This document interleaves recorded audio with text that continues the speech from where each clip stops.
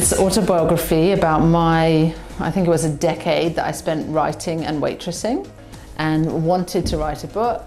I wanted to publish a book, could never finish it because I was such a perfectionist and I thought it was never good enough.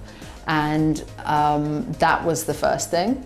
And then I did what Maya does in the book. So I took 2 weeks off work and I sat down and I wrote the book.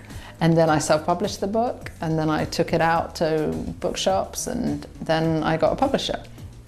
And the 3 things that I wrote about in the book were compassion, so not being so self-critical and and judgmental. Connection, meeting people, because you never know who they are and who they know and what's going to come from that. If you sit alone in a room and just try and manifest your dreams, don't think that that's ever going to work. You have to meet with other people. And the other one was courage. And for me, that was the huge thing that I have to have every day. It's all of those things that you just don't, you get your 20th rejection and you have to have the courage to keep going and keep going and keep going.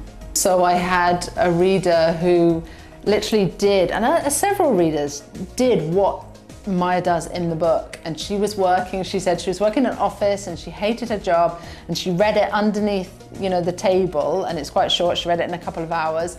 And then she took a month off work, she recorded an album or some songs, I think, and then she started gigging. And I still follow her on Twitter and see what she's up to, and it made me cry because she actually did it. She took it as a how-to manual. And then there are just so many women who say that it's like as if I've written their heart, what's going on for them, and some men too. And I wrote it for myself, and I wrote what was going on for me. And so I find these, deeply moving, because sometimes I think what I wrote the book was, if you don't have someone in your life to say to you, you can do it, just keep going, don't give up, that book can be that person for you.